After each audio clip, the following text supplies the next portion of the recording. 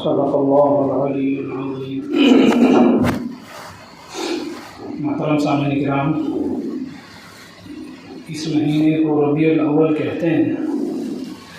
یہ مہینہ میلاد کا مہینہ، میلاد النبی اسی مہینے میں پیش آیا۔ میلاد کہتے ہیں نبی آخر الزمان محمد عربی صلی اللہ تعالیٰ علیہ وسلم کی پیدائش اسی مہینے میں ہوئی۔ اب دنیا کے اندر کسی نہ کسی مہینے کو، کسی نہ کسی دن کو کسی کی طرف منسوب کیا جاتا ہے۔ پوری دنیا میں اس ربیع الاول کے مہینے کو اس لیے ایک برکت والا مہینہ لوگ سمجھتے ہیں کہ اس مہینے کے اندر نبی علیہ الصلوۃ والتسلیم کی پیدائش ہوئی۔ اس پیدائش کی خوشی کو، اس راحت کو لوگ منانے کے لیے اس مہینے کو میلاد کا مہینہ نام دیتے ہیں۔ تو کیا اسلام میں میلاد منانے کی اجازت ہے یا نہیں ہے؟ میلاد کہتے ہیں پیدائش، عربی میں ولادت کہتے ہیں پیدا ہونے کو۔ اس مہینے میں جو پیدا ہوئے اس لیے عربی میں سے میلاد کہتے ہیں۔ اور اللہ کے نبی علیہ الصلوۃ والتسلیم کی جو پیدائش ہوئی اس مہینے میں اکثر جگہوں پر، بلکہ پورے ایشیا میں زیادہ تر نبی علیہ الصلوۃ والتسلیم کی زندگی کے بارے میں اس مہینے میں، اس ربیع الاول کے پہلے اور دوسرے جمعے میں میلاد کے بارے میں، میلاد النبی کے بارے میں، یعنی نبی علیہ السلام کی پیدائش کے بارے میں لوگوں کو بتلایا جاتا ہے کہ اللہ کے نبی علیہ الصلوۃ والتسلیم کی پیدائش کے وقت کیا کیا اللہ کی طرف سے بشارتیں پیش آئی۔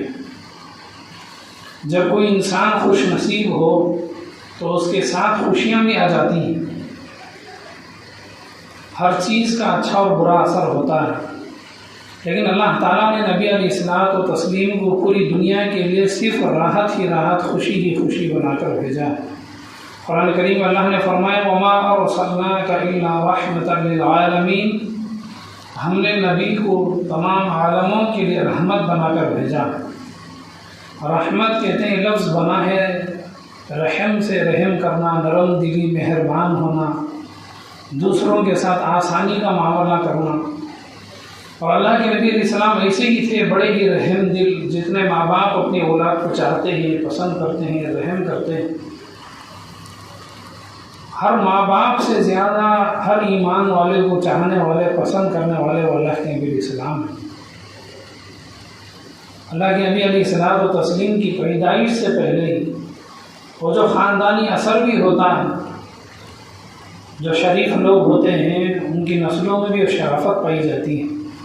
اللہ کے نبی علیہ الصلوۃ والتسلیم جس خاندان میں، جس گھرانے میں پیدا ہوئے، اس گھرانے کے اثرات، اس گھر کے بڑوں کے جو حالات ہیں وہ بھی بڑے رحم دل تھے، وہ بھی لوگوں کے ساتھ رحم سے پیش آتے، لوگوں کی مشکلات کو ختم کرنے والے۔ اس لیے کہ جس درخت کا جو پھل ہوتا ہے اس پھل میں اثر وہی درخت سے آتا ہے جو اس پورے درخت کے اندر اثر موجود ہوتا ہے۔ تو اللہ کے نبی علیہ الصلوۃ والتسلیم جس گھر کے پھل ہیں، اللہ کے نبی اسلام کی جو عادتیں ہیں، انہیں بہت ساری عادتیں ان کے بڑوں کے اندر بھی موجود تھیں۔ اللہ کے نبی علیہ الصلوۃ والتسلیم کے پردادا کا نام ہے ہاشم۔ اصل میں ان کا نام تھا عمر، لیکن بعد میں لوگوں نے ہاشم رکھ دیا۔ ہاشم کہتے ہیں کسی بھی چیز کے ٹکڑے ٹکڑے بنا دینا۔ مکے میں جب تنگی آ گئی، پریشانی آ گئی، قحط سالی آ گئی، لوگوں کو کھانے کی تنگی ہونے لگی، تو یہ جو دادا ہیں، پردادا ہیں نبی اکرم صلی اللہ علیہ وسلم کے، عمر، جن کا نام آگے چل کر ہاشم بن گیا، انہوں نے لوگوں کے لیے دعوت کا انتظام کر دیا۔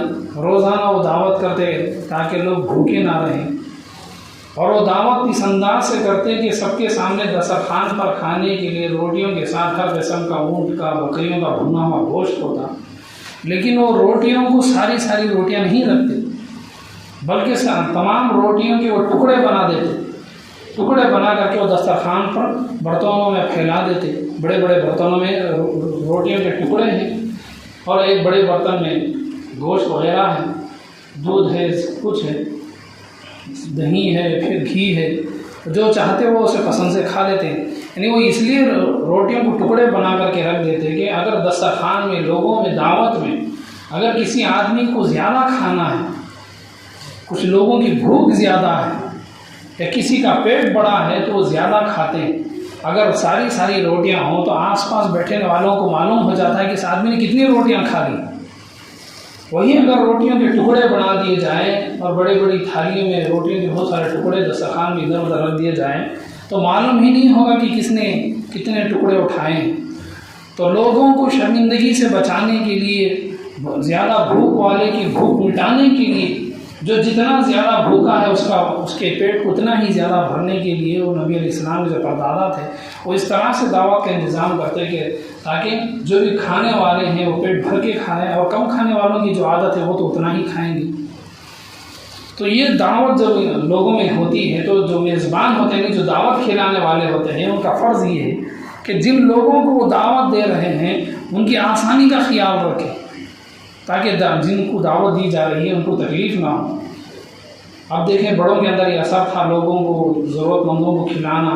جب قحط سالی ہو، جب لوگوں میں کھانے کی تنگی آ جائے، اس وقت میں لوگوں میں دعوتیں کھلاتے، اور اللہ کے نبی علیہ الصلوۃ والتسلیم بھی اسی طرح ہر آنے والے مسافر کو کھانے کا انتظام، ہر مدینے کو آنے والے مسافر کے لیے، حتیٰ کہ غیروں کے لیے بھی انہوں نے کپڑوں کا انتظام کیا۔ آج کل تو کپڑے بہت زیادہ سستے ہو چکے ہیں، پہلے زمانے میں کپڑے ایک دو جوڑوں میں کئی سالوں سال گزر جاتے، کھانے کا انتظام فرما دیتے اور کپڑوں کا انتظام کر دیتے ہیں، حتیٰ کہ اپنے شہر جانے کے لیے گھوڑے اور اونٹ کا انتظام کر دیتے۔ آج کے زمانے میں کون اپنی گاڑی اٹھا کر کے دوسروں کو مفت میں دے دے کہ جاؤ ہماری گاڑی تم لے کے چلے جاؤ۔ ایسا کرنے کے لیے انسان کا دل بھی بہت بڑا ہونا چاہیے اور اس کے اندر اتنی ہمت بھی ہونا چاہیے۔ تو نبی علیہ الصلوۃ والتسلیم ضرورت مندوں کو پیٹ بھر کے کھانا کھلاتے، انہیں کپڑے بھی پہناتے، اور ان کے گھر تک جانے کے لیے ان کے لیے گھوڑے کا انتظام یا اونٹ کا انتظام مفت میں دے دیتے کہ تم اسی کو اپنے ساتھ لے جاؤ اور پوری زندگی تم اسے استعمال کرو۔ خاندانی اثر ہوتا ہے ہر انسان کے اندر، ان کے بڑوں کا، ہر ایک کا اثر ہوتا ہے، خاندان کا اثر بھی ہوتا ہے۔ اللہ کے نبی علیہ الصلوۃ والتسلیم کے جو پردادا تھے وہ لوگوں میں کھلانا، خرچ کرنا، ضرورت مندوں کے پیٹوں کو بھرنا، کوئی انسان بھوک کی وجہ سے کسی کی پریشانی نہ ہو، کہ بھوک سے مر نہ جائے، اس لیے لوگوں نے ان کا نام عربی میں ہاشم کہتے ہیں، کسی بھی چیز کو ٹکڑے ٹکڑے بنا دینا، روٹیوں کو ٹکڑے بنا کر کے دعوت کھلاتے، اس لیے نام ان کا ہاشم رکھا گیا۔ پھر اس کے بعد ان کے فرزند ذمہ دار ہو گئے کعبے کے، مکہ مکرمہ کے، جن کا نام ہے ابو طالب، عبد المطلب ہے، یہ اللہ کے نبی السلام کے یہ دادا کا نام عبد المطلب ہے۔ وہ ذمہ دار ہو گئے مکہ مکرمہ کے۔ وہ ذمہ دار ہونے کے بعد انہوں نے وہاں پہ مکے میں پانی کی تنگی تھی، وہ پہاڑی علاقہ، بڑا ہی ریگستان قسم کا علاقہ، ریت ہی ریت، وہاں پر جہاں پہ ریت زیادہ ہوتی ہے وہاں پر پانی کی تنگی ہوتی ہے۔ اب لوگوں میں پانی کی پریشانی، پانی کی دقت، پانی کی سہولتیں بہت کم ہوتی۔ اب جیسے ہی مکے کے ذمہ دار ہوئے، انہوں نے سوچا کہ مکے میں دو کام بڑے بڑے کرنے، ایک ہے لوگوں کے لیے پینے کے لیے پانی کا انتظام زیادہ سے زیادہ، اور دوسرا ہے کعبے کو اور زیادہ مضبوط بنائیں اور اس کی تعمیر کریں، جیسے مسجد بناتے ہیں، مسجد کو بڑی کرتے ہیں، ایسے کعبے کو بڑا بنانے کے لیے اس کے لیے جو بھی خرچ وغیرہ ہوتا ہے اس کے لیے انہوں نے کوشش کی، اور اسی وقت مکے میں پھر تنگی آ گئی، قحط آ گیا۔ اب ایسی حالت آ گئی، انہوں نے حضرت اسماعیل علیہ السلام، ابراہیم علیہ السلام نے اپنے زمانے میں کعبہ اور زمزم کے پاس انہوں نے خزانہ زمین کھود کے جمع رکھا تھا، تاکہ آنے والے زمانے میں اگر کعبے کے لیے کوئی ضرورت ہو، کعبے کو بڑا بنانا ہو، جیسے مسجدوں کو بڑا بنایا جاتا ہے، مسجدوں کی تعمیر ہوتی، اس طرح تعمیر ہو، تو اگر پیسوں کی کمی ہو جائے تو ہمارے اس خزانے سے وہ کعبے کی سہولت کر سکے۔ اب انہیں معلوم تھا کہ یہ خزانہ موجود ہے، وہ خزانہ زمزم کی کنویں کے اندر رکھا گیا تھا۔ اب نبی علیہ الصلوۃ والتسلیم کے پردادا اب لوگوں کے لیے پانی کا انتظام بھی ہو اور کعبے کو بھی وہ انتظام کر سکے، انہوں نے زمزم کی کنویں میں کھدائی شروع کر دی، اور جب کھدائی شروع کر دی تو خزانہ نہیں ملا، پریشان ہو گئے، خزانہ بھی نہیں ملا، سونا بھی نہیں ملا اور پانی بھی رک گیا۔ پھر انہوں نے اس رات میں منت مانی کہ اے اللہ، اگر یہاں سے مجھے خزانہ مل جائے اور پھر سے زمزم کا پانی جاری بھی ہو جائے، لوگوں کے لیے پینے کا پانی کا انتظام زیادہ سے زیادہ ہو جائے، تو میں اپنے بیٹے کی جان کی قربانی دوں گا، چونکہ اس زمانے میں اسلام تو نہیں تھا، اسلام تو اللہ کے نبی السلام کی پیدائش کے بعد آیا۔ انہوں نے یہ منت مانگی، اب منت مانگ کر کے دوسرے دن انہوں نے پھر سے کھدائی شروع کی تو زمزم کے کنویں کے اندر سے خزانہ مل گیا۔ اب خزانہ ملا، پھر شام ہونے سے پہلے زمزم کے کنویں سے پانی بھی آنا شروع ہو گیا، اور وہ کنواں اور بھی بہت بڑا ہو گیا، لوگوں کے لیے پانی کا انتظام، پانی کی تنگی، پانی کی پریشانی ختم ہو گئی۔ آپ اندازہ لگائیں نبی علیہ الصلوۃ والتسلیم جس گھرانے میں پیدا ہوتے ہیں اس گھرانے کے لوگ بڑے شریف اور سخی ہوتے ہیں، لوگوں کے وہ فکر مند ہوتے ہیں، لوگوں کی آسانی، لوگوں کی راحت اور لوگوں کے آرام، ان کی راحت اور ان کی خوشحالی کی وہ فکر کرتے ہیں۔ سب لوگوں کے لیے انہوں نے پانی کا انتظام کر دیا۔ آج بھی وہاں پر پانی جتنا آپ وہاں پر بوتل خریدیں گے تو وہاں کا پانی آج بھی زیادہ ہے، قیمت زیادہ ہوتی ہے، مہنگا ہے۔ یہاں کی طرح پانی بالکل سستا نہیں ہے وہاں پہ آج بھی۔ تو پانی آج سے نہیں بلکہ کئی سو سالوں سے وہاں پر پانی کی دقت ہے، میٹھے پانی کی تنگی۔ تو نبی علیہ السلام کے پردادا نے لوگوں کے لیے بڑا کنواں بھی بنا دیا اور خزانہ بھی مل گیا، اور انہوں نے کعبے کا کام شروع کر دیا۔ اب جو اصل بات تھی، انہوں نے جو منت مانگی تھی کہ میں اپنے بچے کو اللہ کے نام پہ قربان کر دوں گا اگر میری منت پوری ہو جائے، خزانہ مل جائے، کعبے کا خزانہ میرے ہاتھ میں آ جائے تاکہ میں کعبے کی دروازے وغیرہ جو بھی اس کی بناوٹ ہے اسے بنا سکوں۔ اب انہوں نے لوگوں کو جمع کر کے سوال کیا کہ میں نے یہ منت کی ہے، اب میں اس منت کو کیسے پورے کروں؟ لوگوں نے بتا دیا کہ آپ نام سارے ان کے 10 بیٹے تھے، 10 بیٹوں کا نام الگ الگ چیٹھیوں میں لکھیں اور کسی ایک برتن میں ڈال کر کے کسی سے اٹھانے کو کہیں، جن کا نام آئے ان کی قربانی دے دیں۔ اب پہلی مرتبہ نام اس میں سے نکالا گیا، چمڑے میں لکھ کر کے، چمڑے کے بہت سارے ٹکڑے تھے، اس میں نام ہر 10 بیٹوں کا نام لکھ کر کے ایک بڑے برتن میں ڈال کر کے اسے اچھی طرح سے ہلا دیا گیا، سارے نام مل گئے۔ 10 بیٹے کے نام سے ہر چمڑے کا الگ ٹکڑا تھا، اس میں ہر ایک کا الگ الگ نام تھا۔ ان میں سے جب وہ ٹکڑا اٹھایا گیا تو اس میں سے نام آیا عبداللہ کا۔ عبد المطلب کے جو 10 بیٹے تھے ان میں سے ایک بیٹے کا نام ہے عبداللہ، یہی اللہ کے نبی علیہ الصلوۃ والتسلیم کے والد ہیں، ابا حضور۔ اب سارے بھائیوں نے، سارے لوگوں نے کہا کہ ہم ہرگز انہیں قربان ہونے نہیں دیں گے۔ کیوں؟ اس لیے کہ پیغمبر علیہ الصلوۃ والتسلیم کے جو ماں باپ ہوتے ہیں وہ اپنے زمانے میں سب سے زیادہ خوبصورت، سب سے زیادہ اچھی عادتوں کے مالک ہوتے ہیں۔ ان کا برتاؤ لوگوں کے ساتھ، ان کا رہنا سہنا اور ان کی خوبصورتی تو ایسی تھی کہ ہر لوگ ان سے محبت کرتے، اور رحم دل اسی صرف صورت نہیں بلکہ صورت کے ساتھ ساتھ انسان کی سیرت بھی وہ اچھی تھی۔ پھر دوسری مرتبہ انہوں نے خرہ اندازی کی۔ خرہ اندازی کہتے ہیں سب کے ناموں کے برتن میں ڈال کر کے کسی پیپر میں یا چمڑے کے ٹکڑے میں، الگ الگ ٹکڑوں میں ڈال کر کے اس میں سے نکالنے کو خرہ اندازی کہتے ہیں۔ دوسری مرتبہ جب اس میں نام نکالا گیا تو پھر بھی عبداللہ کا نام آ گیا۔ سب لوگوں نے انکار کر دیا کہ ہم ان کی قربانی نہیں دیں گے۔ تیسری مرتبہ پھر اس طرح کرنے پر عبداللہ کا پھر انہیں کا نام آیا جو اللہ کے نبی علیہ الصلوۃ والتسلیم کے والد ہیں، ابا حضور۔ سب لوگوں نے طے کیا کہ آپ ایک کام کرتے ہیں کہ ان کے بدلے میں 10 اونٹوں کی قربانی دے دیں گے۔ اب اللہ کے نبی علیہ الصلوۃ والتسلیم سے پہلے قربانی کا جو قانون تھا بڑا ہی عجیب قانون تھا۔ انہوں نے 10 اونٹوں کی جان کے بدلے قربانی دی اور وہ ایک جگہ پر انہوں نے سارے اونٹوں کو رکھ دیا۔ اب اس زمانے میں قربانی کے اللہ کے یہاں قبول ہونے کی نشانی یہ تھی کہ آسمان سے آگ آتی، اس سارے قربانی کو جلا دیتی۔ 10 اونٹوں کی قربانی ہوگی لیکن آسمان سے کوئی آگ نہیں آئی۔ پھر انہوں نے اور 10 اونٹوں کی قربانی دی، پھر بھی کوئی آسمان سے آگ نہیں آئی۔ پریشان ہو گئے کہ اللہ نے ہماری قربانی قبول نہیں کی، جبکہ خود کعبے کے مکہ مکرمہ کے ذمہ دار تھے۔ بڑے پریشان ہو گئے کہ ہم سے کیا کمی ہو گئی، کیا غلطی ہو گئی۔ اس طرح وہ کرتے کرتے تقریباً 100 اونٹوں کی انہوں نے قربانی دی اللہ کے نبی اسلام کے والد کے بدلے میں، اور وہ انتظار کرتے ہوئے آسمان کی طرف اپنا چہرہ سب کے سب دیکھتے رہے کہ 100 اونٹوں کی قربانی ہوئی، ایک جان کے بدلے میں، ایک انسان کے بدلے میں 100 اونٹوں کی قربانی دی گئی ہے۔ اب تو اللہ تعالیٰ قبول کر لے۔ دیکھتے ہی دیکھتے آسمان سے آگ نکلی اور وہاں پہ آ کر کے جہاں پر 100 اونٹوں کی قربانی دی گئی تھی، 100 اونٹوں کے اوپر پڑھ کر کے سب اونٹوں کو اس نے جلا دیا۔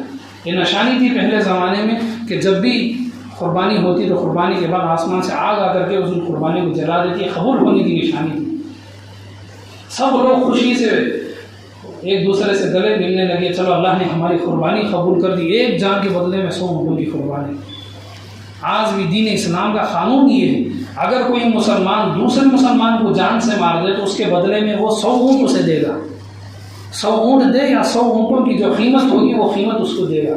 اگر اس کے پاس دینے کی طاقت نہیں ہے، ساری زندگی وہ بڑھاپے تک، یہاں تک کہ اس کی جان جانے تک وہ کماتا رہے گا، ہر ہفتہ یا ہر 8 دن میں، ہر مہینے ایک مرتبہ وہ کمائی لے جا کر کے ان گھر والوں کو دے گا جن گھر والوں میں سے کسی کی اس نے جان لی ہے۔ یعنی آپ اندازہ لگائیں اس وقت لوگوں نے ایک کے بدلے میں 100 اونٹوں کی قربانی دی، اور دین اسلام میں بھی ایک مسلمان اگر کسی دوسرے کو جان سے مار دے تو اس کے بدلے میں 100 اونٹ اسے دینے ہوں گے، یا 100 اونٹوں کے برابر اسے پیسے دینے ہوں گے۔ اور آج کا زمانہ تو بڑا سستا زمانہ ہے، کسی ایک دوسرے کو مار دیں گے، کورٹ میں جائیں گے، ضمانت پر آ جائیں گے، کچھ لاکھ روپئے دے دیں گے، 5-10-20 لاکھ دے دیں گے۔ آپ حساب لگائیں 100 اونٹوں کی قیمت کتنے ہو جائے گی، کئی لاکھوں بلکہ کروڑوں کے خرید تک پہنچ جائے گی۔ یعنی اللہ تعالیٰ دین اسلام میں بتانا چاہتے ہیں کہ ایک انسان کی جان کتنی قیمتی ہوتی ہے، جب کسی کے پاس اتنے پیسے نہ ہو، ساری زندگی وہ کما کر کے دوسرے کی جان لینے کے بدلے میں ان گھر والوں کو کما کے دیتا ہی رہے گا۔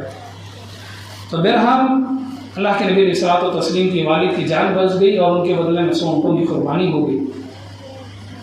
اب یہ جو عبد المطلب تھے، یمن میں بادشاہ نیا شہزادہ تخت نشین ہوا، اس سے مبارکبادی دینے کے لیے وہ وہاں پر چلے گئے۔ وہاں پر جانے کے بعد وہاں کے بادشاہ سے ملاقات ہوئی۔ بادشاہ نے کہا کہ میں تمہیں ایک راز کی بات بتانا چاہتا ہوں، میں چاہتا ہوں کہ وہ راز تم کسی دوسرے کو نہ بتاؤ۔ اللہ کے نبی علیہ الصلوۃ والتسلیم کے جو دادا ہیں جن کا نام عبد المطلب ہے، وہ بادشاہ کے پاس محل میں حاضر ہیں، بادشاہ سے بات چیت ہو رہی ہے۔ بادشاہ وہ آسمانی کتابوں کو جاننے والا تھا، وہ عیسائی تھا، وہ عیسیٰ علیہ السلام کی کتاب میں کیا ہے، انجیل میں کیا ہے، تورات میں کیا ہے، زبور میں کیا ہے، وہ جانتا تھا۔ بادشاہ نے کہا کہ تمہارے عرب میں، تمہارے گھرانے میں، قریش کے اندر ہاشم کے گھرانے میں ایک ایسی اولاد پیدا ہوگی، ساری دنیا پہ ان کی حکومت چلے گی۔ جیسے جب بادشاہ کوئی حکم کر دے سب کے سب اسے مانیں گے۔ بادشاہ آج کے زمانے میں PM ہی بادشاہ ہوتا ہے، جو آرڈر دے دے، نوٹ بندی ہو گئی، سارے ملک میں نوٹ بند ہو گئے۔ جس طرح کا حکم وہ دے دے GST تو GST جاری ہو گیا۔ تو بادشاہ جو حکم دیں گے وہی حکم پورے جہاں تک علاقہ ہے وہاں تک چلتا رہے گا۔ تو بادشاہ نے کہا تمہارے گھرانے میں ایک ایسا بچہ پیدا ہوگا، پوری دنیا میں اس کی حکومت چلے گی۔ آپ اندازہ لگائیں، اللہ کے نبی علیہ الصلوۃ والتسلیم کا یہ دین ہے، یہ اسلام ہے، اللہ کے نبی کی حکومت ہے۔ اللہ کے نبی علیہ السلام نے جیسے نماز میں انہوں نے قیام کیا، نماز میں کھڑے رہے، سب لوگ نماز میں ایسے ہی کھڑے ہیں۔ اللہ کے نبی اسلام نے نماز میں جیسے رکوع میں وہ جھکے رہے، سب لوگ رکوع میں ویسے ہی جھکے، اور جیسے وہ سجدے میں سر رکھے رہے ویسے ہی وہ سجدے میں بھی سر رکھیں گے۔ پورے قرآن میں نماز پڑھنے کا جو طریقہ کہیں آپ کو قرآن میں نہیں ملے گا، نماز پڑھنے کا طریقہ اللہ کے نبی علیہ السلام نے سکھایا ہے۔ صرف قرآن کریم ہے نماز پڑھو کا، نماز کیسے پڑھیں گے، لیکن وہ طریقہ قرآن میں نہیں ہے بلکہ اللہ کے نبی علیہ السلام نے بتلایا۔ تو بادشاہ کہتے ہیں جس کے حکم کو، جن کے آرڈر کو پورا کیا جائے، اور جب تک بادشاہ ہوں گے وہ ہوگا، اس کے بعد بھی ختم ہو جائیں گے، لیکن اللہ کے نبی علیہ السلام کے بعد بھی یہ دین اسلام باقی اور قیامت رہے گا۔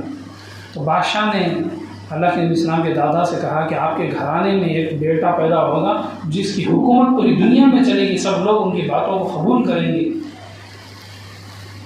اور انہوں نے کہا کہ آپ کسی کو نہ بتائیں۔ پیغمبر اسلام کے دادا نے سوال کہ آپ اور ذرا کھول کر کے بات کریں، آپ بہت ہی چھوٹی بات بتا رہے ہیں، بہت ہی چھپا کر کے بتا رہے ہیں، مختصر آپ شارٹ کٹ بتا رہے ہیں، اور زیادہ تفصیل سے زیادہ کھول کر کے آپ بات کریں۔ تو بادشاہ نے کہا اصل بات یہ ہے کہ ہم نے کتابوں میں پڑھا ہے، عیسیٰ علیہ السلام کی کتاب میں کہ آخر میں ایک نبی آئیں گے، اور وہ نبی قریش کے بنی ہاشم میں سے ہوں گے، اور وہ تمہارے گھرانوں میں سے ہوں گے، اور ان کی نشانی یہ ہے کہ جب وہ اپنے ماں کے پیٹ میں ہوں گے، ان کے ابا کا انتقال ہو جائے گا، ان کے والد کا انتقال ہو جائے گا، وہ یتیم ہو جائیں گے، پیدا ہونے سے پہلے ہی وہ یتیم ہوں گے، اور پھر اس کے بعد ان کے دادا پالیں گے، اور ان کے بچپن ہی میں ان کے دادا کا بھی انتقال ہو جائے گا، پھر ان کے چچا انہیں پالیں گے، پھر ان کے چچا کا بھی ان کا انتقال ہو جائے گا، اور بچپن ہی میں ان کی ماں کا بھی انتقال ہو جائے گا۔ ایسی بہت ساری نشانیاں ہماری کتابوں میں موجود ہیں، اور وہ نبی آپ کے گھر میں پیدا ہوں گے، آپ کے خاندان میں وہ پیدا ہوں گے۔ اب یہ سن کر کے جو دادا تھے عبد المطلب نبی علیہ السلام، رسول اللہ صلی اللہ علیہ وسلم کے دادا، وہ سمجھ گئے کہ اگر یہ بات دوسروں کو معلوم ہو جائے تو میرے پوتے کی جان کو دھوکہ ہو سکتا ہے، لوگ جان کے پیچھے پڑ جائیں گے، اس لیے وہ اپنے اولاد کی حفاظت کرنے کے لیے انہوں نے اس راز کو چھپا لیا۔ اب کچھ دنوں بعد ان کے جو بیٹے تھے عبداللہ، جو اللہ کے نبی اسلام کے والد ہیں، انہوں نے خواب دیکھا، پیغمبر کے والد نے، پیغمبر کے ابا حضور نے کہ وہ کہیں میدان میں جا رہے ہیں اور ان کی پیٹھ سے ایک نور نکلا، اور وہ نور نکل کر کے دو حصے ہو گئے، نور کے دو گولے ہو گئے، نور کی دو بڑی بڑی گولیاں ہو گئی، اور وہ آسمان کی طرف چلے گئے، اور پھر فوراً اچانک وہ دونوں نور آسمان سے پھر ایک ساتھ زمین پہ آئے، دونوں مل کر کے پھر ان کی پیٹھ میں آ گئے۔ اب وہ پریشان ہو گئے کہ یہ عجیب خواب ہے، نور کا دیکھنا، خواب کے اندر روشنی کو دیکھنا، نور کو دیکھنا، یہ بہت اچھا خواب ہوتا ہے۔ انہوں نے اپنے والد کو عبد المطلب سے کہا کہ میں نے یہ خواب دیکھا ہے۔ اس وقت نبی علیہ السلام کے دادا نے اپنا راز بتایا۔ ایسا معلوم ہوتا ہے کہ ابراہیم علیہ الصلوۃ والتسلیم اور حضرت اسماعیل علیہ السلام کے خون میں جو نور تھا، آخری نبی کا نور، وہ میرے تک آیا تھا، اور میرے سے تمہارے اندر وہ نور آ چکا ہے۔ میں بھی ایسا ہی خواب، پھر انہوں نے پھر بتایا کہ میں نے بھی خواب دیکھا تھا کہ ایک مرتبہ میرے پیٹھ سے ایک نور نکلا، وہ نور نکل کر کے وہ نور کے 4 حصے ہو گئے، اور چاروں کے چاروں طرف دنیا میں پھیل گئے۔ دنیا میں 4 ہی کونے ہیں، 5 کونے نہیں، مشرق ہے، مغرب ہے، شمال ہے، جنوب، ایسٹ ویسٹ جسے کہتے ہیں، 4 ہی رخ موجود ہیں۔ وہ نور 4 حصے ہو کر چاروں طرف پھیل گئے، پھر اچانک وہ چاروں طرف سے نور نکل کر کے ایک درخت کی شکل میں آ گیا، اور اس کے سامنے بالکل ایک خوبصورت نوجوان کھڑے ہو گئے۔ میں نے سوال کیا کہ آپ کون ہیں؟ وہ نور کا درخت ہے، روشنی کا ایک جھاڑ بن گیا، اور اس کے نیچے نوجوان ہے۔ میں نے ان سے سوال کیا آپ کون ہیں؟ یہ نور کیا ہے؟ یہ نور میرے جسم سے نکلا، چاروں طرف آسمانوں میں دور دور تک چلا گیا، پھر واپس آیا، ایک جھاڑ کی شکل میں ہو گیا، اور آپ اس درخت کے نیچے کیا کر رہے ہیں؟ کون ہیں؟ وہ کہنے لگے میں اللہ کا نبی ہوں، میں آخری نبی ہوں، اور اللہ تعالیٰ مجھے آپ کی نسل میں بنائیں گے۔ تو پیغمبر اسلام کی دادا کو یہ معلوم ہوگا کہ میرے یہ آخری نبی میرے پوتے بنیں گے، میرے بیٹے کے خون سے ان کی پیدائش ہوگی۔ تو اس طرح اللہ تعالیٰ نے نبی اسلام کے پیدا ہونے سے پہلے ہی ان گھر والوں کو بتا دیا کہ اب تمہاری گھر کی شان بڑی اونچی ہونے والی، ساری دنیا تمہیں یاد رکھے گی۔ بڑے بڑے مالدار آئیں گے، لیکن کچھ سالوں بعد لوگ ان کو بھول جائیں گے۔ آج سے 100 سال پہلے جو مالدار تھے، بڑے بڑے لوگ تھے، لیکن آج کو انہیں یاد کرتا ہے۔ آج سے 50 سال بعد جو آج کے بڑے بڑے مالدار ہیں، لوگ انہیں بھول جائیں گے، 100 سال بعد پھر انہیں وہ لوگ بھول جائیں گے، لیکن اللہ کے نبی اسلام اور ان کے پورے گھرانے کو قیامت تک سب کے لوگ ان کے خاندان کے بارے میں، نبی کے بارے میں بات کرتے رہیں گے۔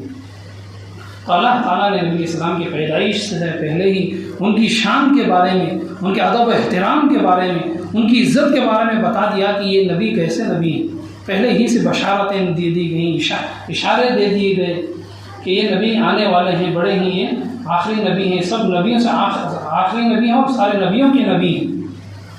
قرآن کریم میں 2 جگہ اللہ تعالیٰ نے ارشاد فرمایا، ہر نبی کی ذمہ داری ہوتی ہے کہ وہ لوگوں میں جا کر کے دین اسلام کو پہنچائیں، لیکن اللہ تعالیٰ نے سارے نبیوں سے ایک وعدہ لیا، وَإِذْ أَخَذَ اللَّهُ مِيثَاقَ النَّبِيِّينَ، اللہ تعالیٰ نے نبیوں سے ایک وعدہ لیا، لَمَا آتَيْتُكُم مِّن نَّبِيٍّ، جب تمہارے زمانے میں تمہارے بعد ایک آخری نبی آ جائے، تم ان کو تصدیق کرو گے، تم ان پر ایمان لاؤ گے، تم اس نبی کو اپنا نبی بناؤ گے۔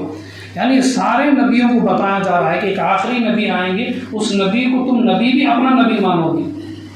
اگر کسی جگہ میں سارے لیڈر موجود ہوں، سارے پارٹی کے لوگ، سارے بڑے بڑے لیڈر موجود ہوں، اور وہاں پر یہ کہا جائے کہ سارے لیڈروں کا ایک بڑا لیڈر ہے، سارے لیڈر اس بڑے لیڈر کو اپنا لیڈر مانیں گے، تو سب لوگوں کے دل میں ان کی شان بڑھ جاتی ہے۔ تو اللہ تعالیٰ نے سارے نبیوں سے قرآن کریم میں وعدہ لے کے سارے نبی آخری نبی کو اپنا نبی مانیں گے، اپنا رسول مانیں گے، یعنی سارے نبیوں سے بھی اونچا مقام ہمارے نبی کا مقام ہے۔ وہ جو عبداللہ ہیں، اللہ کے نبی کی صلاۃ و تسلیم کے والد ہیں، ابا حضور ہیں، ان کی پیشانی میں ایک نور تھا ان کی شادی سے پہلے۔ اب جب تک شادی نہیں ہوگی وہ نسل آگے نہیں بڑھے گی۔ اب جب شادی سے پہلے ان کے جسم میں، ان کے پیشانی میں ایک عجیب خوبصورتی تھی، ایک عجیب نور تھا۔ مکے کی کئی عورتیں، 40 سے زیادہ نوجوان لڑکیاں اللہ کے نبی صلی اللہ علیہ وسلم کے والد سے شادی کرنا چاہتی تھی۔ کیوں؟ اس لیے کہ ان کی عادتیں، ان کے اخلاق، ان کی عادتیں، ہر چیز ان کی بڑی اچھی تھی۔ اب مکے کی ایک عورت تھی جس کے پاس پرانی کتابوں کا علم تھا، تورات انجیل کا علم تھا، اس نے اللہ کے نبی صلی اللہ علیہ وسلم کے والد کو دیکھ لیا۔ اس وقت ابھی شادی نہیں ہوئی تھی، اس نے دیکھ کر کے پہچان لیا کہ ان کے چہرے میں، ان کے پیشانی میں جو کتابوں میں آخری نبی آئیں گے، ان کے والد کی جو نشانی ہے، ان کے ابا کیسے ہوں گے، ان کے والد کی پہچان کیسی ہوگی، وہ کتابوں میں انہوں نے پڑھ رکھا تھا۔ وہ عورت پہچان گئی اور ان سے کہنے لگی آپ مجھ سے شادی کر لیں، آپ کو مہر دینا آپ تو محل مجھے دیں گے لیکن الٹا میں آپ کو دوں گی، 100 اونٹ میں آپ کو دینے کو تیار ہوں، بہت سارا سونا اور چاندی اور دولت میں آپ کو دینے کو تیار ہوں، بس بات یہ ہے کہ آپ مجھ سے شادی کریں۔ وہ عورت پہچان گئی تھی کہ ان کے اندر آخری نبی پیدا ہونے کا نور موجود ہے اور انہی کے ذریعے سے آخری نبی پیدا ہوں گے۔ اب انہوں نے کہا کہ میں اپنے بڑوں سے پوچھ کر کے آتا ہوں، اگر ہمارے زمانے کا کوئی نوجوان ہو، بڑے مالدار کی بیٹی اس سے کہے کہ میں تم سے شادی کرنا چاہتی ہوں، کون سا مرد اپنے ماں باپ کو پوچھنے کو تیار؟ وہ تو پہلے ہی سامنے آ جائے گا۔ آپ اندازہ لگائیں نبی کا جو گھرانہ ہوتا ہے بڑا عزت والا گھرانہ ہوتا ہے، پورے مکے کی بڑی مالدار عورت تھی وہ، اس نے شادی کا رشتہ دے دیا، 100 اونٹ دینے کو تیار ہے، بہت سارا سونا چاندی اور دولت دینے کو تیار ہے، لیکن نبی علیہ السلام کے جو والد تھے انہوں نے رشتے کو قبول کرنے سے پہلے کہا کہ مجھے اپنے بڑوں سے اجازت دینی۔ اپنے بڑوں کی عزت کرنے والے آج کے نوجوان کہاں اپنے ماں باپ کے بارے میں بات سوچتے ہیں؟ اپنی پسند ہو گئی، ہر حال میں اسی سے شادی کرنا ہے۔ تو بہرحال یہ نبی علیہ السلام کے گھرانے کا جو ان کے اخلاق ہیں، ان کی عادتیں بڑی یہ نرم دل ہوتے ہیں، بڑے عزت والے ہوتے ہیں، اور جو شریف لوگ ہوتے ہیں ان کی نسلوں میں، ان کے گھرانوں میں بھی وہ چیز ہوتی ہے، چاہے ان کے پاس مال نہ ہو لیکن ان کے اندر شرافت اور عزت موجود ہوتی ہے۔ اور جس خاندان میں اس طرح کی چیزیں نہ ہو، چاہے جتنی بھی بڑی دولت آ جائے لیکن ان کے اندر وہ چیز شرم و حیا ختم ہو جاتی ہے۔ اللہ کے نبی کی صلاۃ و تسلیم کے جو والد تھے عبداللہ، وہ گئے، پھر اس کے بعد ان کا نکاح اسی وقت ہو گیا اور رات بھی گزر گئی۔ دوسرے دن وہ آئے اور آ کر کے کہا کہ بڑوں کی طرف سے اجازت ہو، مکہ مکرمہ میں عرب میں ایک سے زیادہ شادیاں کرنے کی اجازت تھی، ایک شادی تو ہو گئی، دوسری شادی کی اجازت بھی بڑوں نے دے دی، تو انہوں نے کہا کہ بڑوں کی طرف سے اجازت ہے۔ اور جو عورت تھی اس نے چہرے کو دیکھ کر کے پہچان لیا، جو نور تمہارے پیشانی میں تھا، آخری نبی کا نور جو تمہارے پیشانی میں آج تک چمکتا رہا، وہ نور آج ختم ہو چکا ہے۔ ایسا معلوم ہوتا ہے کہ کل رات میں آپ کا نکاح ہوا ہوگا اور آپ سے وہ نور آپ کی بیوی کے پیٹ میں پہنچ چکا ہے۔ انہوں نے صاف صاف کھلی بات بتا دی، ہاں کل رات ہمارے گھر کے بڑے لوگوں نے میری شادی کرا دی آمینہ بیوی سے، اور میری شادی ہو گئی، اور پھر ان لوگوں نے مجھے دوسری شادی کی بھی اجازت دے دی۔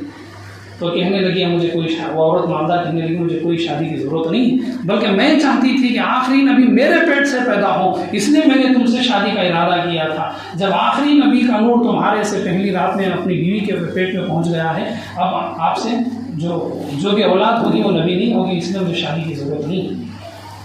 تو بہت ساری ایسی علامتیں تھیں جو اللہ کے نبی علیہ الصلوۃ والتسلیم سے پہلے لوگوں کے اندر ہی مشہور ہو گئی کہ آخری نبی آنے والے ہیں۔ اور یہودی مدینہ منورہ میں آس پاس میں وہ کافروں کے سامنے آ کر کے شان جتلاتے کہ آخری نبی آئیں گے، اور جب وہ آئیں گے تو ہم ان کے اوپر ایمان لے آئیں گے اور ہم ساری دنیا میں سب سے اونچے سمجھے جائیں گے۔ لیکن جب یہودیوں کو معلوم ہو گیا کہ آخری نبی یہودیوں میں نہیں بلکہ وہ اسماعیلی خاندان میں پیدا ہوئے ہیں، یہودی کہتے ہیں حضرت ابراہیم علیہ الصلوۃ والتسلیم کے 2 بیٹے گزرے ہیں، ایک بیٹے کا نام ہے اسحاق، وہ بھی اللہ کے نبی، اور دوسرے بیٹے کا نام ہے اسماعیل۔ تو اسحاق جو نبی ہیں ابراہیم علیہ السلام کی جو دوسری اولاد ہے، ان سے جو خاندان نکلا ہے یہ یہودی اسی خاندان سے آئے ہیں، اور جو دوسرے بیٹے اسماعیل علیہ السلام انہی سے عرب کے لوگ وہ جو ہیں بنی ہاشم ہیں، بنو قریش ہیں۔ اس قرآن شریف میں بھی سورۃ قریش لإیلاف قریش نبی کے خاندان کے نام سے سورہ کا نام ہے۔ تو اسماعیل علیہ السلام کے خاندان سے انہی کی نسل سے نبی کے 2 بیٹے تھے، دونوں بیٹوں سے الگ الگ خاندان چلے، ایک بیٹے سے یہودیوں کا خاندان چلا ہے اور دوسرے سے اسماعیل علیہ السلام کا خاندان، اور اسماعیل علیہ السلام کے خاندان میں پیدا ہو گئے تو سارے یہودیوں کو غصہ آ گیا، آخری نبی کی جو شان تھی وہ ہمارے خاندان میں نہیں ہوئی۔ اس کے بعد انہوں نے اللہ کے نبی سے ضد کرنی شروع کر دی، انہوں نے ایمان کو قبول کرنے کے بجائے انہوں نے ایمان کا انکار کر دیا۔ قرآن کریم میں 1-2 جگہ نہیں بہت ساری آیتوں میں اللہ تعالیٰ نے ارشاد فرمایا جتنے بھی لوگ دین اسلام کا انکار کرتے ہیں، دین اسلام کو قبول کرنے سے پیچھے رہ جاتے ہیں، اس کی سب سے بڑی وجہ ہے ان کے اندر گھمنڈ ہوتا ہے، تکبر ہوتا ہے، غرور ہوتا ہے۔ اپنے اس بڑائی کی وجہ سے، اپنے اکڑ کی وجہ سے اگر سامنے والے کی بات اگر قبول کر لیں تو ایسا جیسے کہ اس کے سامنے جھک چکے ہیں۔ تو اپنی شان بچانے کے لیے، اپنے اکڑ کو بچانے کے لیے وہ سامنے والے کی بات کو قبول نہیں کریں گے۔ تو یہودیوں کے اندر یہی غرور تھا جس کی وجہ سے مسلمان نہیں ہوئے۔ ایسے آج بھی یہودیوں کا ایک الگ خاندان ہے، آج بھی یہودی اسرائیلی کے نام سے، اسرائیل کے نام سے ایک ملک بھی ہے، کنٹری بھی ہے دنیا میں۔ تو بہرحال اللہ تعالیٰ نے نبی علیہ السلام کی پیدائش سے پہلے ہی بہت سارے بشارتیں اور اشارے بتا دیے کہ آخری نبی آنے والے ہیں، لوگ ان کا ادب کریں، اہتمام کریں، ان کی عزت کریں۔ تو بہرحال یہ میلاد کا مہینہ، اس مہینے میں زیادہ تر نبی علیہ السلام کی پیدائش کے بارے میں، پیغمبر اور رسول اللہ صلی اللہ علیہ وسلم کی زندگی کے بارے میں مساجد میں عموماً بتایا جاتا ہے۔ تو اس پورے مہینے میں ہمیں نبی علیہ السلام کے بارے میں کتابیں پڑھنی چاہیے، ان کے بارے میں سننا چاہیے، اپنے نبی کو جاننا چاہیے، اپنے رسول کو پہچاننا چاہیے۔ جیسے ہم دوسروں کے بارے میں جانتے اور پہچانتے ہیں، ایسے ہمیں اپنے نبی کے بارے میں بھی جاننا چاہیے اور نبی کے بارے میں پہچاننا چاہیے۔ بہت سارے غیروں نے، بہت سارے انگریزوں نے نبی کے بارے میں انہوں نے کتابیں پڑھنی شروع کی، اور کتابیں ختم ہونے سے پہلے ہی ان کا کفر ختم ہو گیا اور پھر وہ مسلمان ہو گئے، صرف نبی کے بارے میں کتابیں پڑھ کر کے۔ تو ہمیں اپنے نبی اس پورے مہینے میں، یہ ربیع الاول کا مہینہ ہے، اس میں میلاد کا مہینہ کہتے ہیں، اتوار کا دن یہ 12 ربیع الاول ہے، اسی تاریخ میں، یعنی کہ 12 ربیع الاول ہے، میلاد کی تاریخ ہے، میلاد کا دن کہلاتا ہے۔ تو بہرحال ہم اس پورے مہینے میں نبی علیہ السلام کو جاننے کے لیے کتابیں پڑھنی چاہیے، اور اگر پڑھے لکھے نہیں ہیں تو سن کر کے بھی علم حاصل کر سکتے ہیں۔ اللہ تعالیٰ تمام عمل کی توفیق عطا فرمائے۔ آمین وآخر دعوانا الحمد للہ۔